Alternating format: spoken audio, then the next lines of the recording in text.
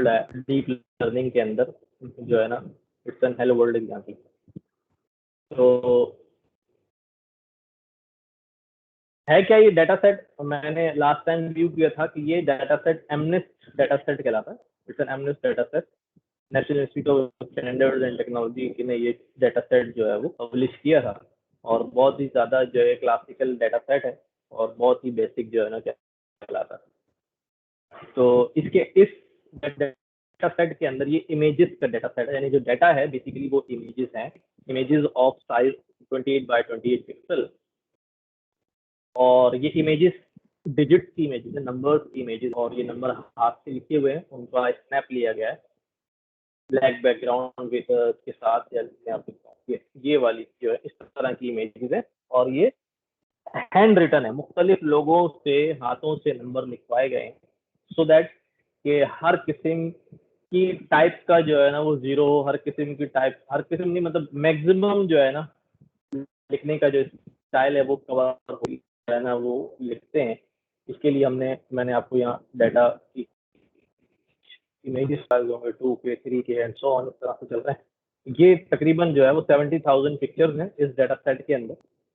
70,000 pictures, और 70,000 pictures में से 60,000 जो पिक्चर्स हैं उनको यूटिलाइज करके हम अपना जो है वो ट्रेनिंग अपने मॉडल की कंप्लीट कराएंगे, so that it can identify कि ये डिजिट जो है वो क्या है या किस क्लास से बिलोंग करता है। और 10,000 के ऊपर फिर हम उसकी टेस्टिंग करेंगे कि इसने कितनी अच्छी लर्निंग की है, और ये जो है ना टेस्ट कैसा दे रहा है, यानी अनसीन इमेजेस के ऊपर कैसा काम कर रहा है। क्योंकि जो ट्रेनिंग डाटा होगा वो हम बहुत सारी दफ़ा उसे दिखाएंगे तो इमेज रिपीट हो जाती है। इसके लिए हमने जो है एग्जाम्पल शुरू किया था यहाँ से फ्रॉम ये एग्जाम्पल है, तो लैब के ऊपर हम काम कर रहे थे। जो लोग नए हैं उनको अगर इन्वायरमेंट सिस्टम में इंस्टॉल करना चाहें टेंसरफ्लो तो ठीक है, सर्च करेंगे कोलैब तो आपके पास जो है ना वो ये गूगल का ऑनलाइन प्लेटफॉर्म मिल जाएगा, जो बहुत ही बेहतरीन है, बहुत अच्छा है। इसके अंदर जो है तो आप बहुत सारे जो है रन टाइम जो है वो सिलेक्ट कर सकते हैं। हार्डवेयर एक्सीलेटर में आप CPU GPU TPU जो सिलेक्ट करना है उस तरह से काम जो है ना वो कर सकते हैं। और जो भी काम आप ऑनलाइन करेंगे ये आपके पास जो है ना आपकी गूगल ड्राइव के ऊपर एक फोल्डर क्रिएट हो जाएगा। जीमेल आईडी से लॉगिन होना लाजमी, भूल गया था मैं। तो वो सारा जो आपने नोटबुक बनाई होगी वो सारी गूगल ड्राइव के ऊपर आपके फोल्डर में मिल जाएगी, इजीली एक्सेस फ्रॉम एनीवेयर, वो भी आसान हो जाता है काम। और आपके पास जो है ना वो मशीन भी आपको GPUs और TPUs में मिल जाती है। बुक चूंकि केरस की जरा वर्जन पुराना वाला है, तो अब ये केरस जो है it's now a part of TensorFlow. तो हम जहां जहां भी एग्जाम्पल कर रहे होंगे, आप यहाँ पर अगर काम करेंगे केरस भी लिखेंगे तो ये चलेगा, ये आपको जो है ना एरर नहीं देगा।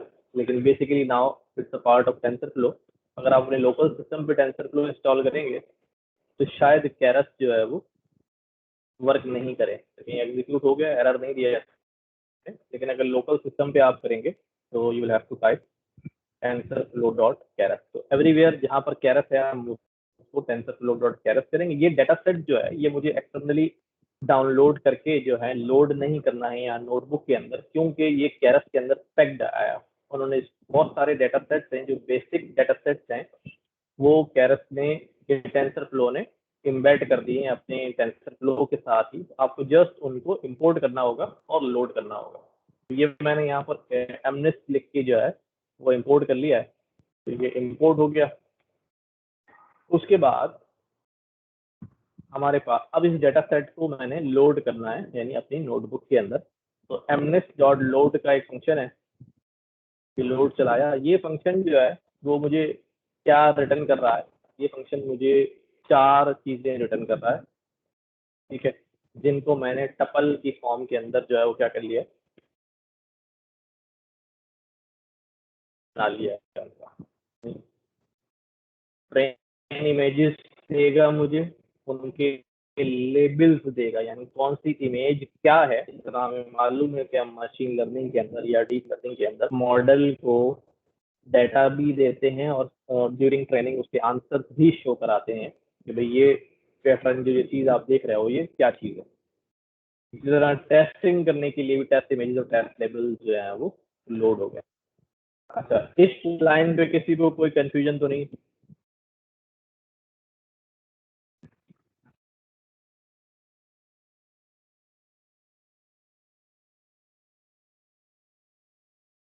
ठीक है, कोई क्वेश्चन जो है वो नहीं आ रहा तो मैं आगे चलता हूँ। मैं इस सेल को एग्जीक्यूट करता हूँ, ये डाटा सेट जो है वो लोड हो जाएगा और ये हो गया। ठीक है,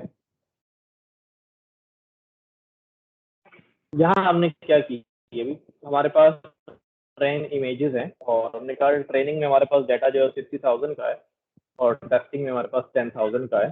तो मैं चेक करने के लिए जो है ज़रा डाटा की शेप चेक करूँगा, तो ये मुझे बता देगा कि भाई ये 60,000 इमेजेस हैं और 28x28 की जो है ना वो एक इमेज है।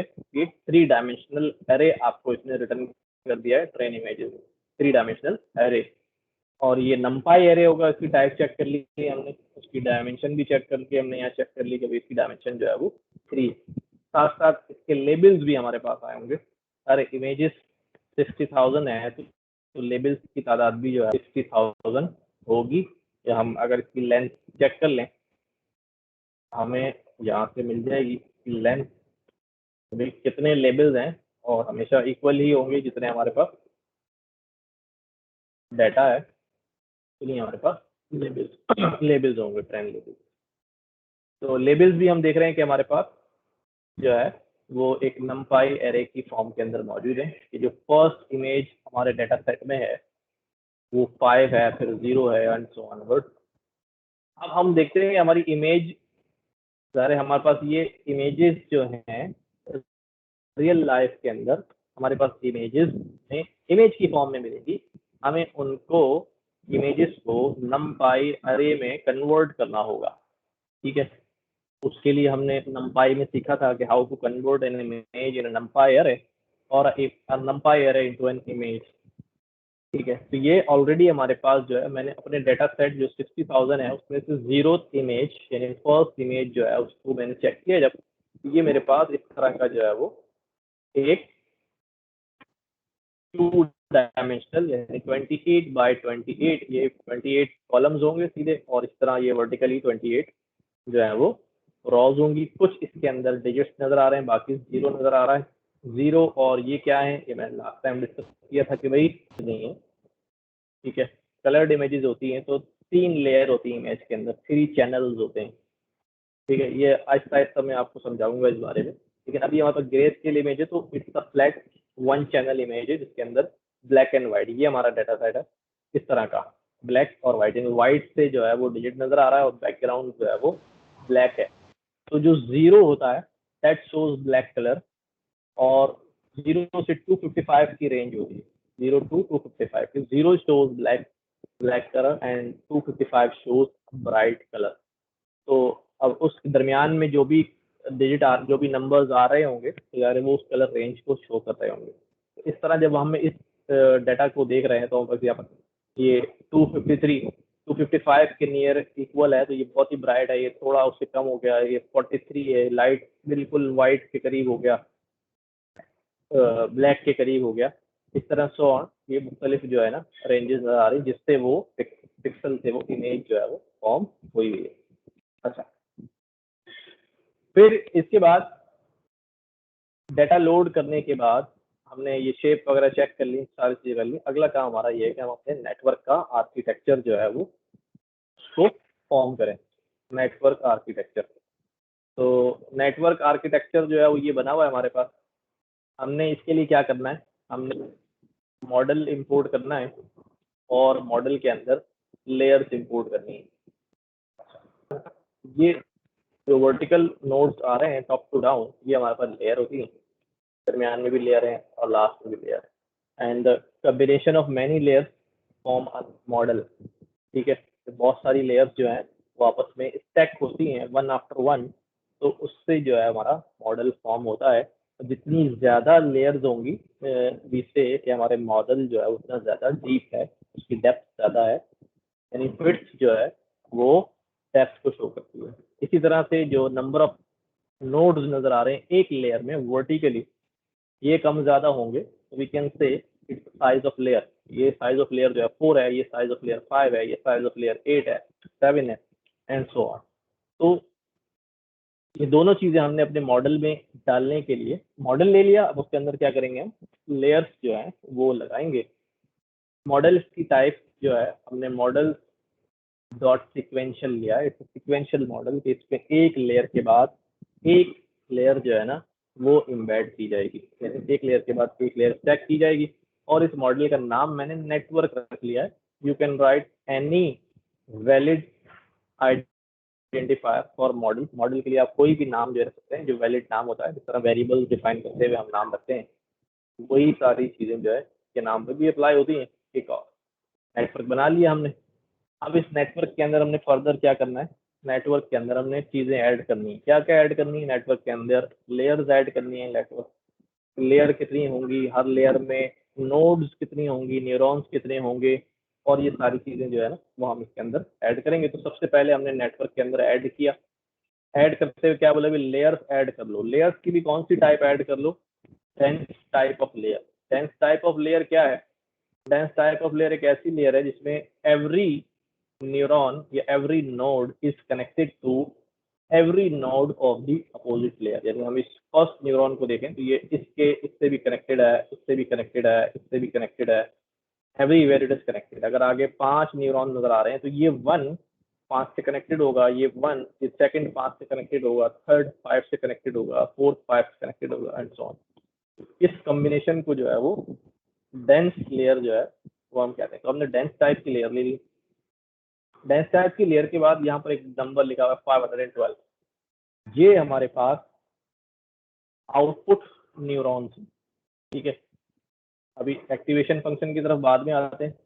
हमारा जो इनपुट है वो क्या है, एक 28/28, इसको मैं यूं लिख सकता हूँ, इसका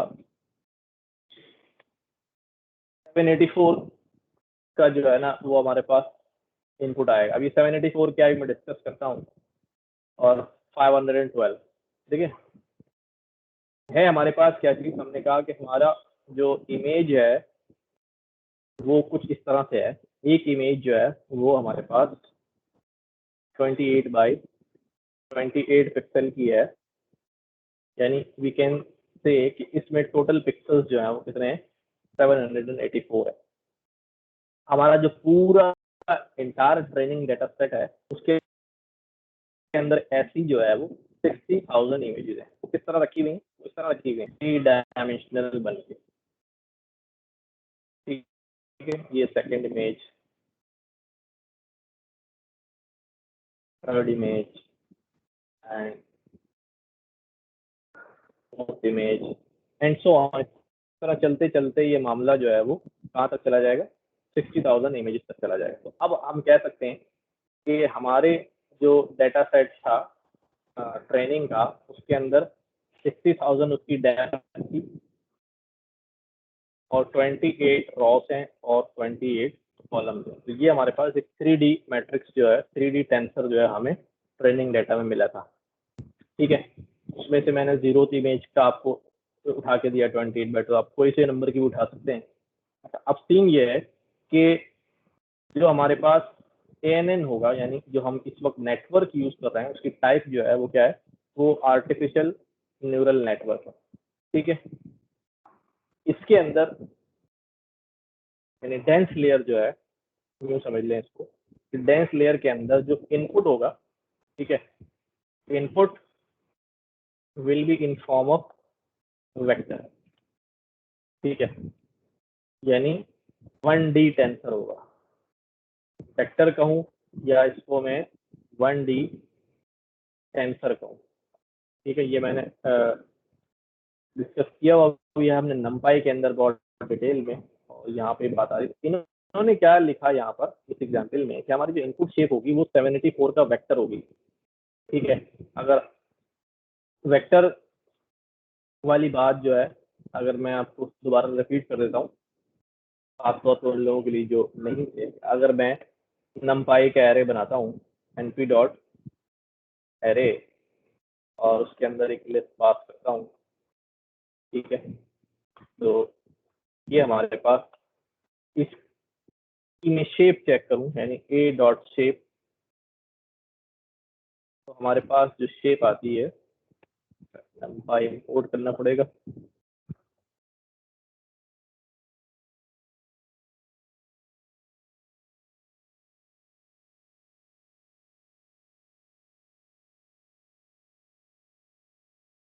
ये कैसे आती है, 3 कॉमा, यानी जितने एलिमेंट्स हैं इस वेक्टर के अंदर वो यहाँ पर नंबर ऑफ एलिमेंट्स लिखे होंगे। अगर यहाँ पर जो है ये मैं यहाँ एक बढ़ा दूं तो अब ये 4 कॉमा बन जाएगी।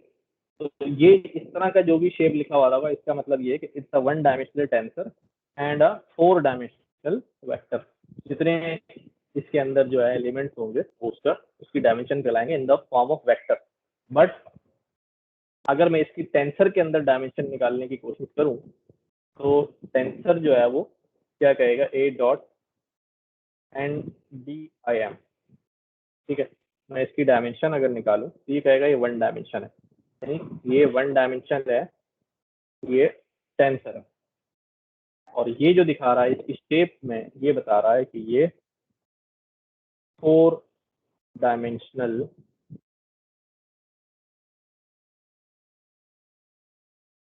ये मैं बार बार इसलिए रिपीट करता हूँ कि ये आपको कंफ्यूज करेगा बहुत ज्यादा आगे भी चल के, इसलिए पहले से क्लियर हो कि there are 2 units to measure numpy array. One is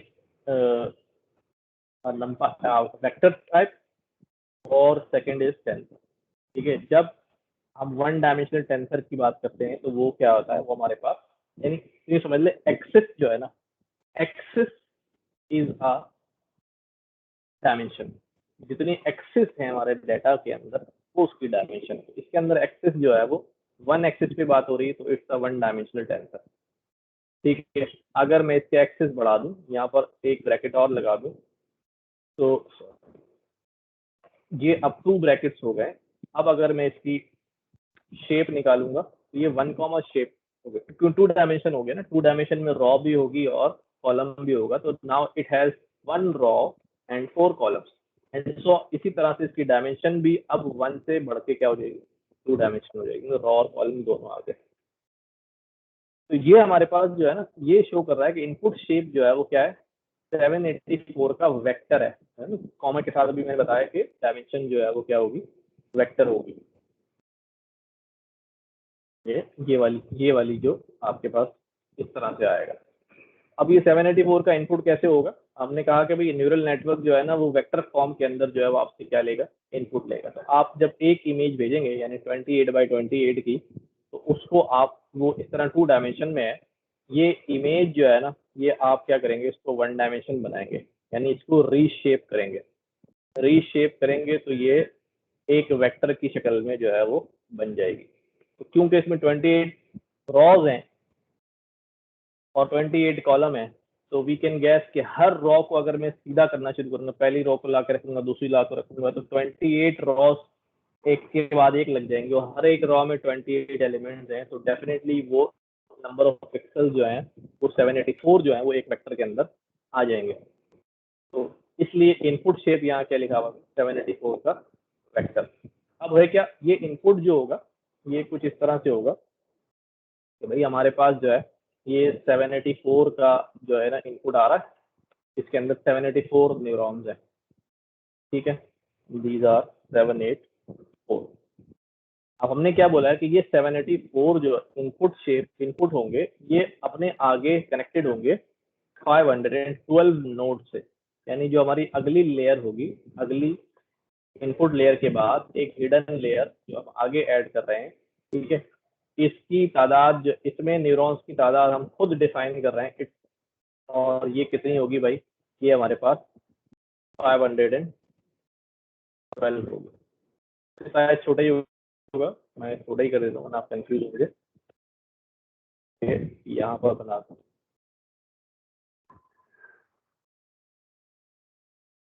ठीक है, 512। उसके बाद जो एक और लेयर यूज करी गई है वो क्या है, उसमें है 10 न्यूरॉन्स, तो वो जरा और छोटी होगी, उसमें सिर्फ 10 न्यूरॉन्स होंगे। ये स्ट्रक्चर होगा। ये मैंने इस तरह आपको यूं दिखा दिया है ब्लॉक बना के, नहीं नोड्स बना के, जरा टाइम लगेगा उसमें। ये स्ट्रक्चर होगा। अच्छा, अब क्या है कि ये मैं देख ले कि लेयर ऐड करी, पहली लेयर के अंदर दो लेयर थे, एक इनपुट लेयर भी है, पहली लेयर के अंदर दो लेयर है, एक इनपुट लेयर भी और एक आउटपुट लेयर भी है। पहली लेयर को इनपुट जो है वो यहाँ से मिल रहा है, वो इसके अंदर जा रहा है आउटपुट लेयर। दूसरी लेयर का जो आउटपुट निकल रहा है वो ऑटोमेटिकली अगली लेयर के लिए इनपुट बन रहा है। ये अभी देख लें भाई, ये इनपुट यहाँ से आया, इस लेयर के अंदर चला गया, ओके ठीक है। अब यहाँ से जो चीज निकल रही है वो इस लेयर का आउटपुट है, लेकिन वो अगली लेयर के लिए क्या है, इनपुट है। ठीक है, the output of the previous layer is the input for the next layer. इस वजह से यहाँ इनपुट सेव बताने की जरूरत नहीं है। आप बता भी सकते हैं लेकिन जरूरत नहीं है, वो ऑटोमेटिकली जो है वो उसके साथ इन्फर कर लेता है कि पीछे से इनपुट जो है वो क्या आ रहा है। अब बात रह गई दूसरी एक्टिवेशन फंक्शन। तो ये एक्टिवेशन फंक्शन जो है वो क्या चीज है और ये कैसे काम करता है। तो अब यहाँ पे आते हैं, हमारे पास जो है ना एक्टिवेशन फंक्शन क्या करता है। पहले तो बाय डेफिनेशन अगर मैं एक्टिवेशन फंक्शन की बात करूं तो it convert linearity into non linearity। मतलब अगर कोई चीज लीनियर है, जैसे कोई ग्राफ फॉर एग्जांपल यूं करके है और यूं करके है, इस ग्राफ को कहा जाए कि भाई नॉन लीनियर बनाया जाए, तो ये ग्राफ को मैं क्या कर सकता हूँ, यूं कर सकता हूँ, तो ये कर्व में चेंज कर दिया जाए, राइट। तो ये एक लीनियर ग्राफ जो है वो क्या बन गया, नॉन लीनियर। लीनियर क्या होता है, लीनियर मीन्स लाइन यानी स्ट्रेट लाइंस होती, ठीक है। हमने लीनियर इक्वेशन अपने पिछले टॉपिक में डिस्कस की थी, क्या होती है, y is equal to m x plus b और सी, जो है ये हमारे पास लीनियर इक्वेशन होती है। इसका ग्राफ हमेशा क्या होगा, लीनियर होगा। लेकिन अगर इक्वेशन जो है वो आपके पास क्वाड्रेटिक है या हायर डिग्री की है, ठीक है, कि भाई एक स्क्वायर कर लिया आपने, कुछ कर लिया, फिर उसके बाद एक्स प्लस सी हो गया, बी हो गया, ये स्क्वायर है पूरे। ये अब जो इसका जो ग्राफ होगा, हमें पता है क्वाड्रेटिक इक्वेशन का ग्राफ जो हमेशा कर्व होगा, स्ट्रेट लाइन नहीं होगा। कुछ हमें यहाँ पर ये काम एक्टिवेशन फंक्शन जो है वो कर रहा होता है कि लिनियरिटी को नॉन लिनियरिटी में कन्वर्ट कर रहा होता है। इससे नेटवर्क पर क्या फर्क पड़ रहा होता है, इसके पीछे तो एक बहुत बड़ी जो है ना मैथमेटिकल डिटेल मौजूद है कि भाई नेटवर्क पे क्या फर्क पड़ रहा था। मैं आपको मुख्तसरन बता देता हूँ कि भाई अब न्यूरल नेटवर्क जो है ना वो अर्ली 80s में भी इस्तेमाल होते थे, लेकिन इतने एफिशिएंट नहीं थे। कहीं ना कहीं जाके जो है वो बहुत सारी हाइंड्रेंस, बहुत सारी रुकावटें जो है वो आ गई थी, जिससे काम आगे बढ़ नहीं रहा था, जितना एक्सपेक्टेड था वो नहीं। तो ये ऐसा वक्त भी आ गया न्यूरल नेटवर्क के अंदर या डीप लर्निंग के अंदर 90s के दौर में, कि लोगों ने इसके ऊपर डिस्कशन करना ही छोड़ दिया। यानी उसके आमतौर पे वो ऑटम कहते हैं कि भाई ये एआई का जो ऑटम है, इसमें कोई काम ही नहीं हो रहा था, सब फेल हो रहे थे, तो लोगों ने पेपर पब्लिश करना छोड़ दिया। जर्नल्स जो है वो इसके पेपर नहीं लेते थे। तो बहरहाल फिर वो 2000 के बाद जो है रिसर्चर्स ने जो है वो ये एक चीज जो है वो इंट्रोड्यूस कराई, जिसकी वजह से वो रुकावट जो है वो खत्म हो गई और नेटवर्क की परफॉर्मेंस जो है वो बेहतर हो गई। बेहतर क्या होगी, एक्सलेंट हो गई। वो नेटवर्क जो चीजें, जो कम्प्लेक्स प्रॉब्लम्स को सॉल्व नहीं कर पाते थे, वो इस एक्टिवेशन फंक्शन की वजह से जो है ना, इस ग्राफ को नॉन लीनियर में कन्वर्ट करने की वजह से जो है ना वो उनकी परफॉर्मेंस जो है वो अच्छी हो गई, कम्प्लेक्स प्रॉब्लम भी जो है ना वो सॉल्व करने लगे। ठीक है, मैंने अभी सरसरी सी बात की है, ये बहुत ज्यादा मैथमेटिकल है, तो इसी वक्त जो है वो आगे डिस्कस करेंगे। तो बहुत सारे यहाँ पर अब क्या किया एक्टिवेशन फंक्शन में, यहाँ लिखा हुआ है एक्टिवेशन फंक्शन रेलू। ये रेलू है, इसके अलावा भी बहुत सारे एक्टिवेशन फंक्शन है जिसके अंदर हमारे पास अगर मैं यहाँ सर्च करूँ केरास एक्टिवेशन फंक्शन, यहाँ बहुत सारे नाम आपको मिलेंगे। हर एक का प्रोसीजर डिफरेंट होगा, हर एक का फॉर्मूला डिफरेंट होगा, लेकिन इवेंचुअली सबका काम क्या होगा, सब काम क्या कर रहे होंगे, सब बेसिकली काम वही कर रहे होंगे कि लिनियरिटी को नॉन लिनियरिटी में कन्वर्ट कर रहे होंगे। जैसे रेलू फंक्शन है, रेक्टिफाइड लीनियर यूनिट, ऐसे नाम थोड़ा अजीब से लगेंगे, जैसे यहाँ आ रहे हैं ReLU, sigmoid, softmax, softflex, soft sign, tangent, hyperbolic tangent, SELU, ELU, exponential function. ये सारे मुख्तलिफ अंदाज में इनके फार्मूले अलग होंगे, बट उनका सबका ऑब्जेक्ट क्या है, सेम है कि ये how to converting a linear graph into नॉन लीनियर। ठीक है, तो यहाँ पर जो है वो रेलू इस्तेमाल हुआ। वो रेलू कैसे करता है मैं आपको बताता हूँ। रेलू क्या करता है, रेलू के पास जब नोड के ऊपर कोई नेगेटिव वैल्यू आती है तो उसको जीरो कर देता है, और जब पॉजिटिव वैल्यू आती है यानी जीरो से बड़ी वैल्यू आती है वो उसको एज इट इज अगली लेयर के ऊपर पास कर देता है। तो इसके ये करने की वजह से जो है वो लिनियरिटी जो है वो नॉन लिनियरिटी में कन्वर्ट हो जाती है। और ये कैसा एक्टिवेशन फंक्शन है जो हर किसी की प्रॉब्लम्स के ऊपर फिट हो जाता है। जनरली आप देखेंगे कि बहुत सारी एग्जाम्पल्स में और ज्यादातर रेलू ही जो है ना वो इस्तेमाल हो रहा होता है। तो ये लास्ट लेयर एक्टिवेशन फंक्शन जो है यहाँ पर सॉफ्ट मैक्स इस्तेमाल किया हुआ है। जो लास्ट लेयर होती है ना वो हमारी जो है वो आउटपुट लेयर, और जो हमारी ये फर्स्ट लेयर होती है ये इनपुट लेयर होती है। मैंने कहा फर्स्ट लेयर में दो लेयर है ना, एक हमारे पास ये आउट इनपुट है और इसकी ये आउटपुट है, और इसकी ये, तो ये जो दरमियान की लेयर होती है इसको हिडन लेयर कहते हैं। ये एक भी हो सकती है और मोर देन वन भी हो सकती है, 10, 15, 20 बहुत सारी हो सकती है। इनपुट लेयर और आउटपुट लेयर के दरमियान जितनी भी लेयर्स होंगी सारी की सारी जो है वो हिडन लेयर होंगी। अच्छा जी, सॉफ्ट मैक्स क्या काम करता है। सॉफ्ट मैक्स जो है ना जो कुछ आपके पास नोड पर आ रहा था उसकी प्रोबेबिलिटी में जो है ना वो शो करता है। तो अब अगर स्टैटिस्टिक्स थोड़ा सा हम देखते हैं, अभी इसको समझते हैं, पहले आगे चलाते हैं। सॉफ्ट मैक्स का जिक्र इन्होंने यहाँ पर किया, हम उसको देखते हैं। क्या है भाई, the core building block of neural network is layer. Neural network का जो बिल्डिंग ब्लॉक है वो लेयर है। लेयर क्या काम करती है, अब ये मुख्तलिफ डेफिनेशन एक ही जगह मर्ज हो गई है लेयर की, आपसे कोई भी पूछी जा सकती है एग्जाम में। Core building block of neural network layer, और लेयर खुद क्या है, अ डेटा प्रोसेसिंग मॉड्यूल है that you can think of as a filter for data. इसमें से डाटा गुजरता है तो फिल्टर हो जाता है। some data goes in and it comes out in a more useful form। कुछ डाटा लेयर में जाता है और मोर यूजफुल फॉर्म में आता है। जिस तरह हमने फर्स्ट चैप्टर के अंदर देखा था एक ब्लॉक डायग्राम के अंदर, मैं आप तरफ ले जाऊँ ताकि ये बात आपको जहन में आ जाए। ये भाई ये लेयर के अंदर जा रहा है, उसमें से निकल के अगली लेयर में जाएगा तो मोर यूजफुल फॉर्म में होगा। वो यूजफुल फॉर्म कैसी होंगी, ऐसी होंगी। आप बोलेंगे ये कैसी यूजफुल फॉर्म, पहले ही डेटा अच्छा था। हमारे लिए डाटा अच्छा है लेकिन सिस्टम उसको किसी और तरह से देख रहा है, उसके लिए ये ज्यादा यूजफुल है। उसके लिए दिस लेयर 3 की जो रिप्रेजेंटेशन है वो हाईली यूजफुल है, जिसके बाद वो आंसर जो है ना वो प्रिडिक्ट कर रहा है। तो बहुत सारी चीजें क्या होती जा रही हैं, फिल्टर होती जा रही है, वहां पहुंचते तक वो अपने टारगेट के पास जो है वो पहुंच जाता है। तो ये वाली बात जो है वो यहाँ पर यूज की है।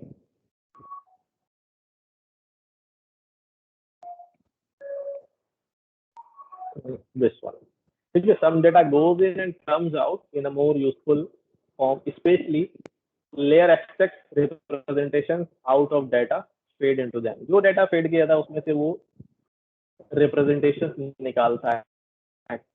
हो सकता है कोई representation जरूरी हो लेकिन उसके टारगेट से मैच नहीं करती तो वो उसके लिए जरूरी नहीं है, लेकिन किसी दूसरे प्रॉब्लम में माइट भी कि वो representation जो एक नेटवर्क के लिए जरूरी नहीं थी वो दूसरे नेटवर्क के लिए जरूरी हो। तो depends upon the target value कि अचीव क्या करना है। होपफुली आपके पास रिजल्ट हैं उनकी प्रोबेबिलिटी स्कोर निकालता है कि अभी ये 10 के 10 रिजल्ट आएंगे, 10 रिजल्ट आएंगे, और जिस इंडेक्स के ऊपर प्रोबेबिलिटी जो है स्कोर सबसे ज्यादा होगा जाहिर है वो का मतलब ये होगा कि वो इनपुट जो है वो उस क्लास से बिलोंग करता है। ठीक है, अगर 4 गया 9 के ऊपर मैक्सिमम आ रहा है, तो वो इनपुट वो नेटवर्क कह रहा है कि ये 9 है, बेसिकली 9 होने की प्रोबेबिलिटी इसकी ज़्यादा है। हो सकता है उसका जवाब गलत भी हो, सही गलत की बात नहीं कर रहे हैं, लेकिन वो जवाब दे रहा है। फिर वो ज़ाहिर है अगर अच्छा ट्रेन नहीं हुआ तो गलत ही जवाब देगा, 1 को 7 बोलेगा। तो अब वापस आते हैं, तो ये वाली बात जो इन्होंने यहाँ की है, यही प्रोबेबिलिटी स्कोर वाली है कि सॉफ्टमेश लेयर जो है will return an array of 10 probability scores summing to 1. Each score will be the probability that the current digit image belongs to one of our 4 digit classes के ये इमेज जो है वो उस क्लास से बिलोंग करती है, जिससे बिल्कुल ही नहीं बिलोंग, जैसे मैं कह रहा हूँ ना 4 और 9 बाद लोग ऐसा बना देते हैं कि 9 लग रहा होता है, 1 ऐसा बना देते हैं 7 लग रहा होता है, 5 ऐसा बना देते हैं 6 लग रहा होता है। तो इस वजह से थोड़ा बहुत जो है ना नेटवर्क जो है उनको प्रोबेबिलिटी मिलेगी, लेकिन ऐसा नहीं है कि 4 और 3 जो है ना किसी तरह एक से लगते हैं। अच्छा, ये अब हमने अभी अभी हमने अपना नेटवर्क आर्किटेक्चर जो है वो डिजाइन किया है, अभी हमने कोई काम नहीं किया, इसको डेटा फीड नहीं किया, कुछ नहीं किया। अगला स्टेप जो होगा, पहला स्टेप तो क्या है, डेटा जो हमारे पास रेडीमेड आया, तो डेटा प्री प्रोसेसिंग तो यहाँ पे पूरा निकाल दिया, पूरा नंपाई पांडा सब वो पूरा इन्होंने एक्सपेक्ट कर दिया, आपको डायरेक्ट नेटवर्क पे ले आए। आमतौर पे जब हम अपने डेटा पे करेंगे, रॉ डेटा पे काम करेंगे, तो हमें डेटा क्लींजिंग भी करनी होगी, डेटा को प्रिपेयर भी करना होगा, स्लाइस करके ट्रेनिंग डेटा अलग करना होगा, टेस्ट डेटा अलग करना होगा, लेबल्स अलग करने होंगे, एक्स और वाई जो हमारे पास लेबल्स हैं वो अलग करके हमें सब कुछ करना पड़ेगा, जो हमें यहाँ पर जो है टेक्स्ट डेटा सेट के साथ किया हुआ मिला है, रेडीमेड मिला है। तो अब next step is a compilation step, कि नेटवर्क को जो है ना वो कंपाइल किया जाएगा। ठीक है, कंपाइलेशन स्टेप में हमारे पास जो है ना हमें क्या क्या चाहिए, एक लॉस फंक्शन चाहिए, अभी हम इसको डिस्कस करते हैं, एक ऑप्टिमाइजर चाहिए, एक मैट्रिक्स चाहिए जो क्या कर सके, ये मेजर कर सके ट्रेनिंग और टेस्टिंग जो है उसकी परफॉर्मेंस को मेजर कर सके। ये 3 चीजें चाहिए। मैं वापस चलता हूँ अपनी फर्स्ट चैप्टर के उस डायग्राम की तरफ जहाँ हमने ये बात सीखी थी कि उसका वर्क फ्लो क्या होता है, ताकि फिर हमें यहाँ लॉस फंक्शन और ये बात समझ में आ जाएगी। ये हमने सीखा था, तो सीखा था कि भी लेयर के अंदर इनपुट आएगा और लेयर वहां से जो है वेट जो है वो जनरेट करेगी, वेट शामिल होगा उस इनपुट के साथ, फिर वो आगे चला जाएगा, जो भी डेटा बनेगा एक्टिवेशन वगैरह लगने के बाद फिर अगली लेयर पे जाएगा, वहाँ वेट्स आएंगे। इस तरह जितनी भी लेयर्स होंगी सबसे चलते चलते आखिर में एक हमारे पास प्रिडिक्टेड वैल्यू जनरेट होगी, ये इसने प्रिडिक्ट किया, और एक हमारे पास जो है ना हमारा असली वैल्यू होगी। ठीक है, तो ट्रू वैल्यू और प्रेडिक्टेड वैल्यू के दरमियान डिफरेंस कैलकुलेट करने के लिए we will have a loss function, हम एक लॉस फंक्शन का इस्तेमाल करेंगे जो कंपेयर करेगा प्रेडिक्टेड वैल्यू को ट्रू वैल्यूज के साथ, और कंपेयर करने के बाद डिफरेंस को कैलकुलेट करेगा, जो डिफरेंस आएगा जाहिर है वो क्या कहलाएगा, लॉस स्कोर कहलाएगा। ठीक है, अब ये लॉस स्कोर की बेस के ऊपर जो है दोबारा ऑप्टिमाइजर क्या करेगा, अगर लॉस स्कोर ज्यादा है, अनएक्सेप्टेबल है, तो ऑप्टिमाइजर सारे वेट्स को रिवर्स डायरेक्शन में एडजस्ट करना शुरू करेगा। The most toughest job is the optimiser job, ये सारे वेट्स को जो है वो उस वक्त तक एडजस्ट करेगा जब तक ये लॉस फंक्शन लॉस स्कोर ऐसा दे दे कि जो मिनिमल लॉस हो। ठीक है, कम से कम लॉस, ये आपकी चॉइस है कि आपके दिमाग में जो है कितनी एक्यूरेसी है। अगर आपको 10% लॉस आपको बियर है, ठीक है, अपने मॉडल को वही ट्रेनिंग रोक देंगे, काम ठीक है, हो गया काम। लेकिन किसी की रिक्वायरमेंट जो है वो 0.1% लॉस, यानी 99% जो है ना वो एक्यूरेट होना चाहिए, 1% लॉस की गुंजाइश है, तो वो उस वक्त तक इसको एडजस्ट करवाता रहेगा जब तक वो लॉस की उस लेवल तक ना पहुंच जाए। तो हमें लॉस फंक्शन चाहिए, हमें ऑप्टिमाइजर चाहिए, ठीक है, और एक ऐसा फंक्शन चाहिए जो हमें बता सके कि हमारे कितने आंसर सही हुए हैं, कितने गलत हुए। हमने 50 सवाल पूछे हैं, हमारे मॉडल ने 25 सही दिए, 25 गलत हुए हैं, एक्यूरेसी जो है वो 50% की है। एक ऐसा जो है ना हमें फंक्शन चाहिए जो एक्यूरेट, आपके पास तीसरी चीज है लॉस फंक्शन, और उसके अलावा ये एक मैट्रिक्स है, ठीक है। लॉस फंक्शन, ये लॉस फंक्शन क्या करता है अभी मैंने बताया, how the network will be able to measure its performance on the training data and thus how it will be able to steer itself in the right direction. ये loss function क्या बताएगा कि भाई नेटवर्क अपनी performance को कैसे check करेगा, loss function check करके बताएगा, और साथ साथ किस तरह ये अपनी डायरेक्शन को मूव करेगा, मोड़ेगा, स्टीयरिंग घुमाएगा राइट डायरेक्शन की तरफ, जिससे लॉस फंक्शन जो है वो, क्या लॉस की वैल्यू जो है वो कम हो जाए। ऑप्टिमाइजर क्या करेगा, the mechanism through which the network will update itself based on the data it sees and its loss function. जो डाटा उसके पास आ रहा है और जो लॉस फंक्शन उसे बता रहा है, उसकी बुनियाद के ऊपर एक ऐसा मैकेनिज्म है जो नेटवर्क को अपडेट करेगा। नेटवर्क अपडेट का मतलब है कि उसके वेट्स जो है वो चेंज होंगे। Metrics, we only care about accuracy, the fraction of the images that were classified, ठीक है। ये जब हम क्लासिफिकेशन का प्रॉब्लम, क्योंकि ये क्लासिफिकेशन प्रॉब्लम है, तो क्लासिफिकेशन प्रॉब्लम में जो है वो हम मैट्रिक्स में जो है वो एक्यूरेसी वगैरह चेक करते हैं। ये भी हम आगे और भी देखेंगे कि क्या क्या चीज़ें होती हैं, एक्यूरेसी है और भी 2-3 चीज़ें होती हैं जो हम चेक कर सकते हैं। तो कंपाइल करने के लिए क्या किया, अभी हमारे मॉडल का नाम नेटवर्क है, नेटवर्क डॉट कंपाइल। ऑप्टिमाइजर में हमने कहा कौन सा ऑप्टिमाइजर यूज करो, RMS प्रॉप नामी ऑप्टिमाइजर यूज करो, ठीक है। There is a list of optimiser, हम यहाँ देख सकते हैं कि भाई यहाँ पर जो है वो मौजूद है, यहाँ में नजर आ रहे हैं, नाम लिखे हुए भी, और हम देख सकते हैं मुख्तलिफ ऑप्टिमाइजर हैं जो यूज किए जाते हैं।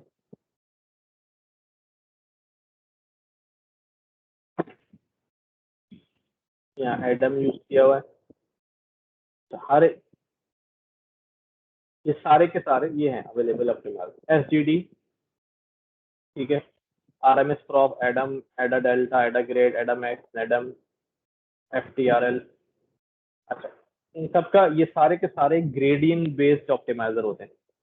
ग्रेडियंट बेस्ड, जब भी हम जो ग्रेडियंट बेस्ड ऑप्टिमाइजेशन जो है ना उसको मैथमेटिकली भी समझेंगे, और सबका काम ऑप्टिमाइज करना ही है। जिस तरह एक्टिवेशन फंक्शन का काम था कि वो लिनियरिटी को नॉन लिनियरिटी में कन्वर्ट करता है, इसी तरह ऑप्टिमाइजर का काम जो है वो ऑप्टिमाइज करना है। हर एक मुख्तलिफ तरीके से जो है वो एक ही काम कर रहा होगा, दैट इज ऑप्टिमाइजेशन। तो एक्यूरेसी के लिए, मैट्रिक्स के लिए हमने एक्यूरेसी, मैट्रिक्स में हमने जो है वो एक्यूरेसी टाइप जो है ना, उसके लिए एक्यूरेसी क्या करेगी कि ये सिर्फ कैलकुलेट करेगी कि how many answer are correct out of जो जितने भी हमने जो है ना रखे। अच्छा जी, तो अब क्योंकि अब नेटवर्क बन गया है, स्ट्रक्चर बन गया है, नेटवर्क जो है वो कंपाइल कर लिया है। कंपाइल करने के बाद अब हमने जो है ना वो डाटा जो है हमारे पास मौजूद है वो फीड करना है, ठीक है। हमारे पास जो डाटा मौजूद है वो हमें पता है वो इस शेप में, ट्रेनिंग डेटा जो है वो 3 डायमेंशनल शेप में है, 60,028,28 की शेप में जो है वो डाटा मौजूद। लेकिन ये कहते हैं कि भाई हम रीशेप करेंगे उसको,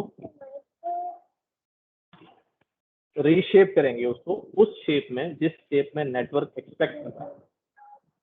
और नेटवर्क की एक्सपेक्टेशन क्या थी, वो 3 डायमेंशनल डाटा नहीं थी, वो हमारे पास 784 का वेक्टर थी, ठीक है। अभी हम करके आएंगे कि हमारा जो इनपुट होगा वो 784 का वेक्टर होगा, और हमारे पास जो है वो डाटा मौजूद है 3 डायमेंशनल टेंसर की फॉर्म में। तो हम इसको रीशेप करेंगे। रीशेप करने के अलावा एक काम और करेंगे, ये नेटवर्क के अंदर, उस डाटा के अंदर जो पिक्सल हैं उनकी वैल्यूज जो हैं उनकी रेंज वो 0 से लेके 255 तक है। 0 से लेके 255 तक होती है। तो मुख्तलिफ वैल्यूज हमने देखा था अभी हमारे मैट्रिक्स के अंदर मुख्तलिफ वैल्यूज आ रही हैं। हम इन वैल्यूज को स्केल डाउन कर लेते हैं 0 और 1 के दरमियान। कैसे करेंगे? वो सिंपली इस तरीका है कि आप मैक्सिमम वैल्यू से जो है वो डिवाइड कर दिया जाए। मैं यहाँ दिखा भी दूँ कि क्या करना चाह रहे हैं ताकि बात समझ में आए। लाइक मेरे पास मुख्तलिफ वैल्यूज हैं।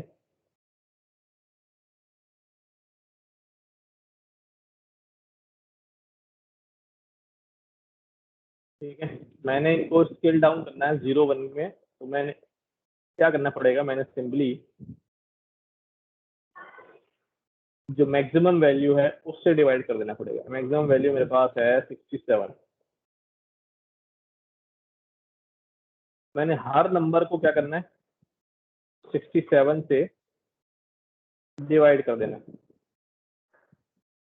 ठीक है, तो मेरी जो डाटा है वो किस रेंज में कन्वर्ट हो गया। मुझे दोबारा वापस वही डाटा चाहिए तो कोई मतलब ही नहीं है। मैं हर नंबर को दोबारा क्या कर दूंगा? 67 से मल्टीप्लाई कर दूँ। मेरे पास रिटर्न मेरी वैल्यूज जो है वो उसी फॉर्म में आ जाएंगी। क्या फायदा हुआ कि मेरी रेंज क्या हो गई? वो कम हो गई। रेंज कम होने का फायदा क्या होता है कि डाटा में स्पाइक्स है ना, छोटी वैल्यू एकदम से बड़ी वैल्यू।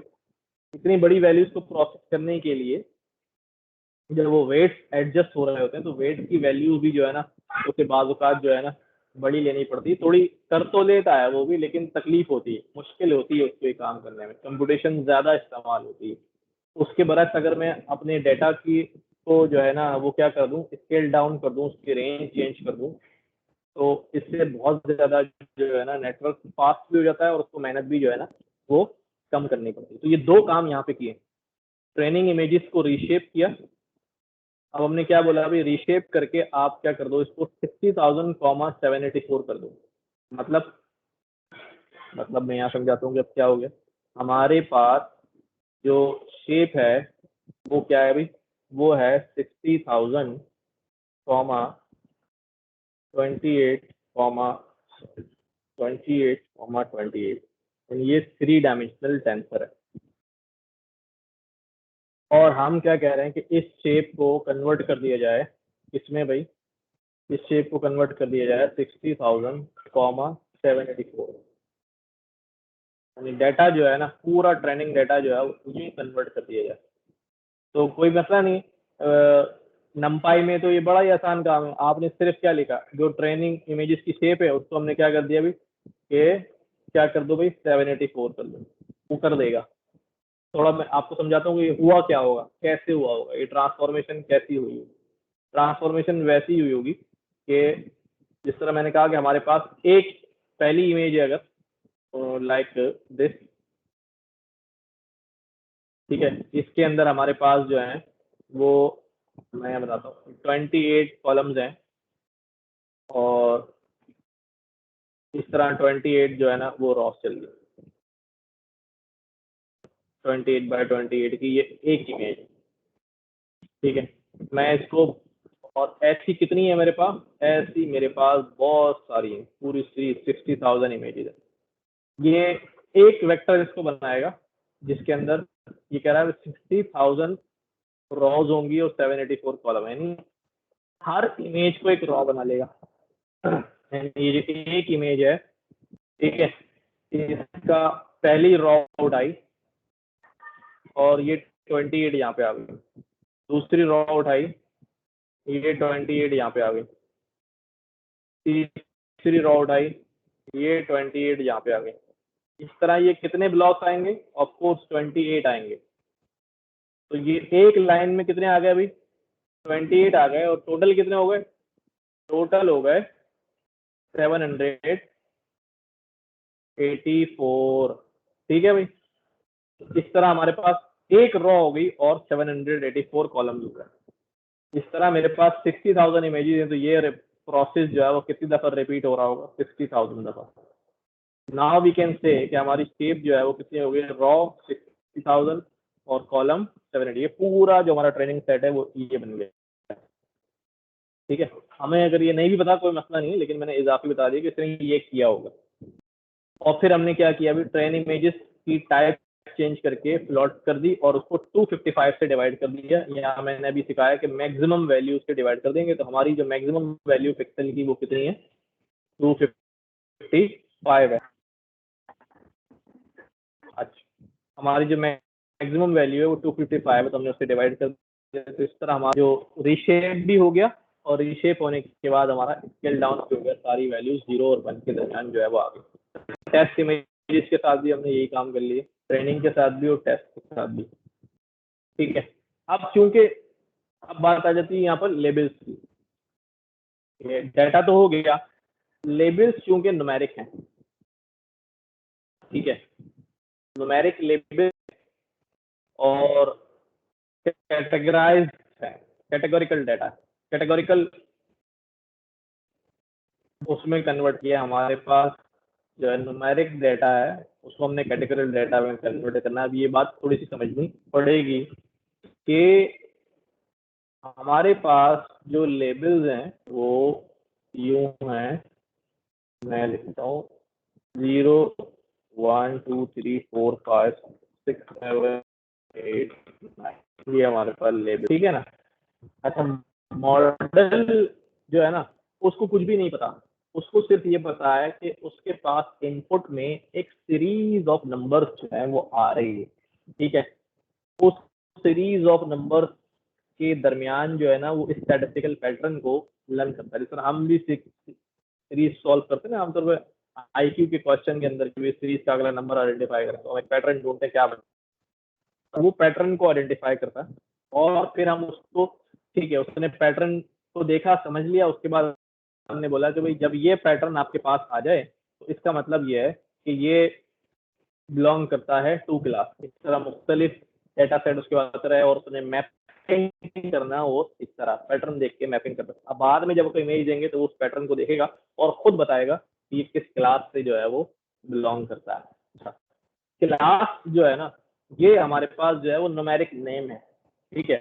हम मॉडल को जो है वो न्यूमेरिक नाम जो है वो नहीं दे सकते, हमें मॉडल को जो है वो कैटेगरिकल जो है वो बनाना पड़ेगा, ठीक है। हमारे पास दो तरह का जो है ऑर्डिनल और नॉमिनल डाटा होता है, ठीक है। ऐसा डाटा होता है जिसे हम ऑर्डर में कन्वर्ट कर सकते हैं, ठीक है। जैसे नंबर्स है, numbers can be order, order understanding order में सॉर्ट कर सकते हैं, हमें ऐसा नहीं, ठीक है। हमें उसको कैटेगरी बनानी, ठीक है, नाम में कन्वर्ट। तो अब क्या है हमारे पास, हम ये काम करने के लिए जो है वन हॉट इनकोडिंग जो है ना वो करते हैं। वन हॉट इनकोडिंग में क्या होता है, वन हॉट इनकोडिंग में भाई सिंपली ये होता है, मैं दोबारा ले लेता हूँ यहाँ पर 0 1 2 3, तो ठीक है, और 0 1,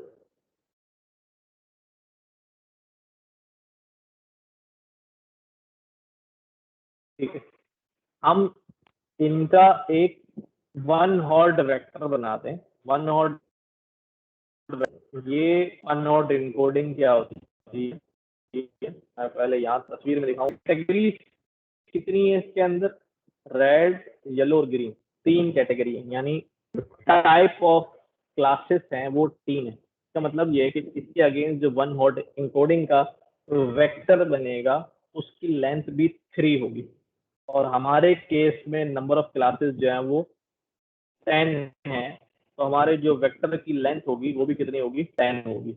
जितनी, अगर हमारा टेक्स्ट डेटा होता उसको वन हॉट एनकोड कर रहे होते, तो जितनी वोकेबलरी होगी टेक्स्ट डेटा की, उसमें जितने यूनिक वर्ड्स होंगे चाहे 50,000, तो हर एक वर्ड के लिए 50,000 डायमेंशनल वेक्टर बनेगा। क्योंकि इसके अंदर 10 क्लासेस हैं, तो हर एक क्लास के लिए 10 डायमेंशनल वेक्टर बनेगा, ठीक है। अब जैसे 0 है तो मैं यहाँ कह दूंगा 0 आएगा, तो 0 सिर्फ 1 होगा, बाकी सब वैल्यूज जो हैं वो 0 रहेंगी। फिर इस तरह 1 की जब बात आएगी तो तो यहाँ 0 रहेगा, यहाँ 1 रहेगा, और यहाँ पर सिर्फ क्या होगा,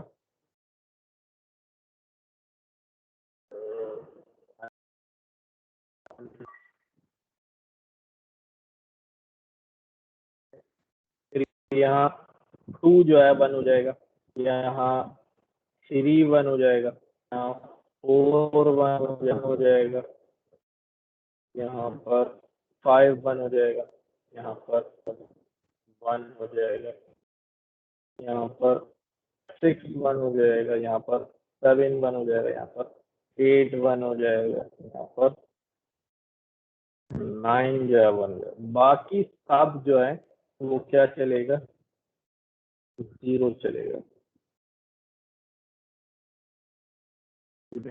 और डिस्कशन करता हूँ।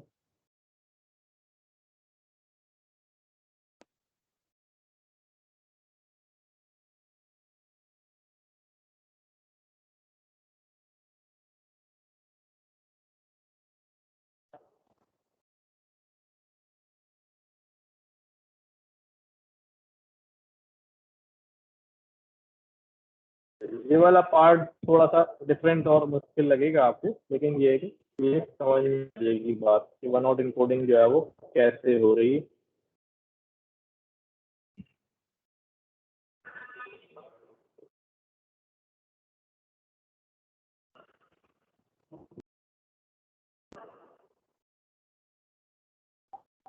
पहले 0 ही बन लेता सारे।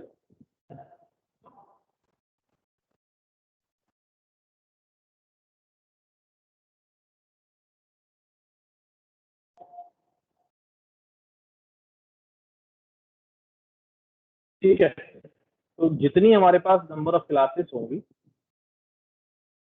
उतने हमारे पास जो है ना वो हर एक क्लास के लिए जो है वेक्टर बन जाएगा। यानी 0 जब मुझे उसको बताना पड़ेगा कि भाई जो मेरा डाटा, जो मेरी इमेज आई है दैट बिलोंग्स टू 0 क्लास, तो मैं उसको वहां 0 लिख के नहीं दूंगा, बल्कि उसे एक वेक्टर दूंगा। अब वो समझ जाएगा कि जब भी ये पैटर्न आएगा तो मेरे पास इस 10 डायमेंशनल, गौर से सुनिएगा ये बात, जब भी ये वेक्टर आएगा तो मेरे पास इस 10 डायमेंशनल वेक्टर के अंदर पहली बिट क्या होगी, 1 होगी। तो जब भी ये पैटर्न आएगा तो दूसरी बिट 1 होगी, जब भी ये पैटर्न आएगा तो तीसरी बिट 1 होगी, जब ये पैटर्न आएगा तो चौथी बिट 1 होगी, एंड सो ऑन। ठीक है, उससे जो है,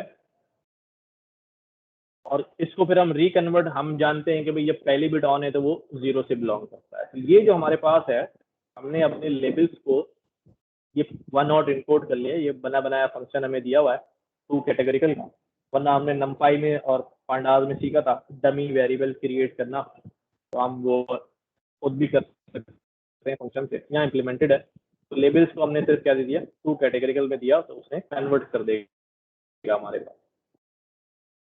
तो अब इधर देखते हैं, ये हमने नेटवर्क कंपाइल किया, ये हमने अपने डाटा को चेंज किया। तो इसको चेंज करने के बाद भी हम अपने डाटा की को देख सकेंगे कि भाई किस फॉर्म में आ गया।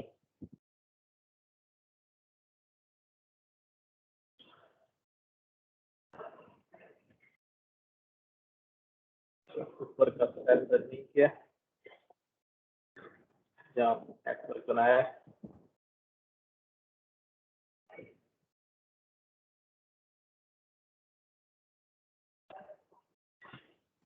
ठीक है, अब अगर मैं अपनी ट्रेन इमेजेस का 0 चेक करूं तो आई विल सी कि भाई ये क्या सीन जो है वो बन गया है, इस तरह की आ रही है। आ गया,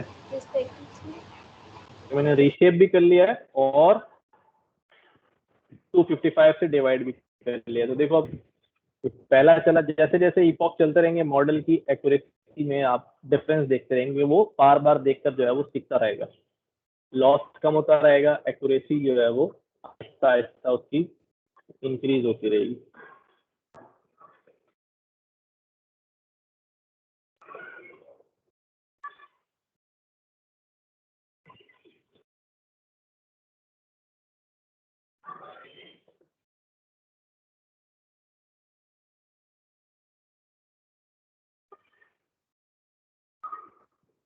जो 0 और कुछ 1 जो आपने वैल्यूज दी थी, उसकी जगह कोई और रैंडम वैल्यूज भी दे सकते हैं इसमें? अच्छा, उसकी जगह और रैंडम वैल्यूज आप दे सकेंगे, लेकिन वो रैंडम वैल्यूज जो है ना वो ऐसी होनी चाहिए कि जो हमारा नेटवर्क है ना वो उस उन वैल्यूज को किसी तरह कैटेगराइज न कर पाए। जैसे अगर मैं 5 और 4 ही लिखा रहने देता तो वो क्योंकि ऑर्डिनल डाटा है ना, वो 5 को देखता, 3 को देखता, वो उनको कैटेगराइज जो है वो उसको समझ लेता, उसके दरमियान रिलेशनशिप निकालना शुरू कर देता नंबर्स के दरमियान, कि वो बड़ा नंबर है, छोटा नंबर है, सारी चीजें, ठीक है। लेकिन अभी हमने जो उसको इनकोडेड दे दिया है, तो अब उसे जो है सिर्फ मैप करना है, उसे उससे कोई गर्ज नहीं है कि वो जो है ना वो चीज क्या है, वो नंबर क्या है, कुछ नहीं, ठीक है। ओके।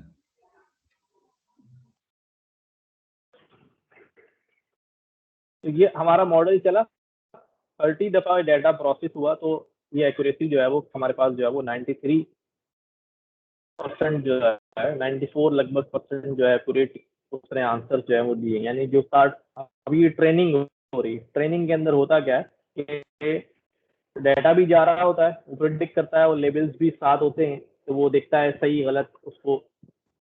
अब वो डाटा बार बार जब प्रोसेस हुआ है तो वो इमेजेस उसने क्या कर ली, देख ली। यानी ये बिल्कुल ऐसा ही है, आपको बार बार एक ही एग्जाम लिया जाए तो आपके हर दफा नंबर जो है वो क्या होते रहेंगे, इंप्रूव होते रहेंगे उन्हीं क्वेश्चंस के ऊपर।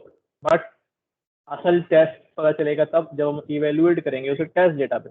टेस्ट डेटा के अंदर अब जो डेटा है वो उसने ट्रेनिंग के अंदर नहीं देखा, अनसीन डेटा है। अब उसकी रिजल्ट चेक करना पड़ेगा कि भी अगर इसके ऊपर भी रिजल्ट अच्छा आता है, इसका मतलब ये है कि ट्रेनिंग अच्छी है, ठीक है। अदरवाइज अगर बहुत ज्यादा डिफरेंस आ रहा है तो इट मीन्स कि भाई ट्रेनिंग जो है वो अच्छी नहीं है, ओवर फिटिंग आएगी। आप देखेंगे यहाँ पर टेस्ट के अंदर भी 93.5 या 93.9, तो बहुत माइनर सा जो है वो डिफरेंस आया है। इसका मतलब ये है कि ट्रेनिंग जो है वो अच्छी हुई थी और टेस्टिंग भी जो है ना गुड हो गई, ठीक है। तो इसको हम क्या कहते हैं कि ये मॉडल जो है वो ओवरफिट नहीं हुआ है। अगर ट्रेनिंग एक्यूरेसी जो हमारे पास 93 आ रही है और टेस्टिंग एक्यूरेसी हमारे पास जो है ना वो 80s में आ रही है, तो इसका मतलब ये है कि कुछ गड़बड़ है। ट्रेनिंग के अंदर तो बड़ा अच्छा परफॉर्म कर रहा था, लेकिन टेस्टिंग में बिल्कुल फेल हो गया। तो इस डिफरेंस को जो है ना वो ओवरफिट कहते हैं, ठीक है। ये यहाँ पर आ जाए, ये जो गैप है between training and testing at overfitting. The fact that the machine learning models tend to perform worse on new data than on the overfitting is a central topic. ये हम और डिस्कस करेंगे कि इसको खत्म कैसे करते हैं, मिटिगेट कैसे करना है, फाइट कैसे करना है उसके साथ। तो ये हमारी पहली एग्जाम्पल थी जिसके अंदर बहुत कम काम हमने किया है, डाटा फ्री और डाटा को जो है ना उस प्रोसेस से हमने नहीं गुजारा है कि हमें बनाया डाटा मिला था। आप सब लोगों ने अब काम ये करना है कि इस एग्जाम्पल को कॉपी करके जो है वो एग्जीक्यूट करना है, और साथ साथ आपने और भी लेयर्स ऐड कर लेंगे। जैसे यहाँ 512 की लेयर ऐड की, तो 10 की आ गई। आप जरा टेस्टिंग करेंगे और लेयर्स ऐड करके अभी क्या फर्क आता है नेटवर्क के ऊपर। यहाँ मैं जाता हूँ या मैं इसको कॉपी करता हूँ, सिंपली मैंने कॉपी किया, इनपुट हटा दूं तो इनपुट अब ऑटो हो जाएगा। मैं 512 के बाद मैंने एक लेयर जो है लगा दी 256 की। तो कोशिश करनी है कि कम से बड़े से कम की तरफ आए, ऐसा नहीं करेंगे बड़े से कम की तरफ आए और फिर बड़े हो जाएं, बॉटल नेक क्रिएट हो जाता है, बीच दरमियान में छोटा, दोनों तरफ मोटा, ऐसा नहीं होना, ठीक है। बड़े से आप डाउनवर्ड की तरफ जा रहे हैं, ठीक है। एक लेयर बढ़ा दी मैंने, अब ये चलाएंगे, इसके ऊपर कंपाइल करके देखेंगे, तो टेस्ट एंड ट्रायल करके आप जो है वो ये बात समझेंगे कि किस कॉन्फ़िगरेशन पे, किस नेटवर्क की कॉन्फ़िगरेशन के ऊपर मेरा रिजल्ट जो है वो सबसे ज्यादा बेहतरीन जो है वो आ रहा है, ठीक है। तो अभी तक मेरी बात तो आज के लिए पूरी हो गई। आप लोग जो है ना वो क्वेश्चन पूछ रहे हैं तो पूछ लें।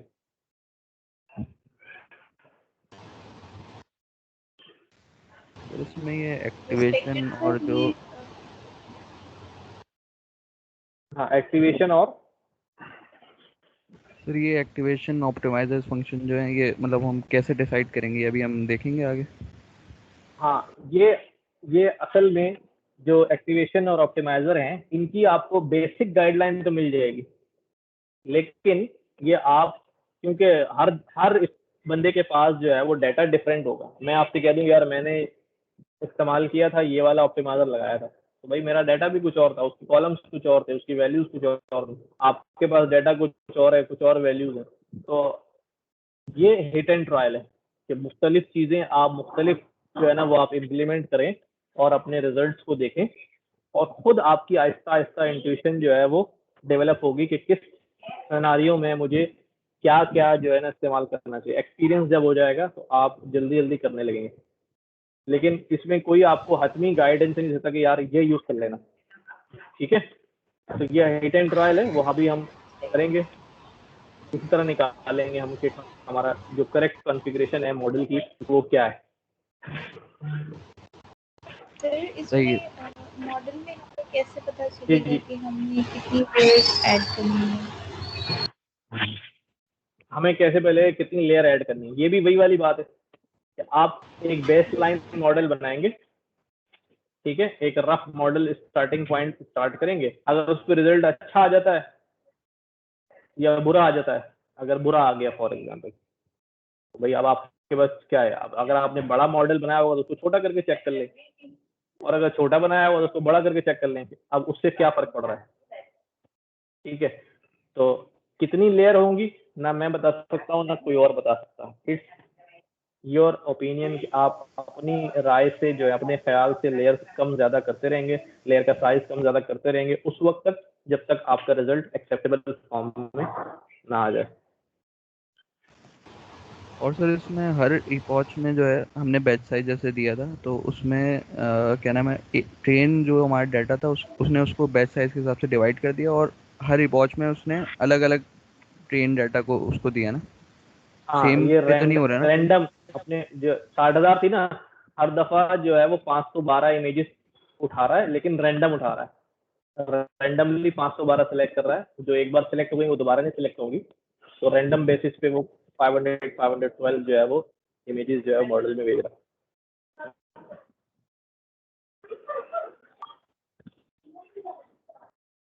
ठीक है, जी सर। तो ये आज की जो हमने एग्जाम्पल की है इसको भी आप लोग जो है वो एग्जीक्यूट करिएगा अपने पास, ठीक। मुख्तलिफ चेंजेस करके अपने तौर पे आप मुख्तलिफ चेंजेस करके बैच साइज चेंज करके इपॉक्स बढ़ा के, अभी हमें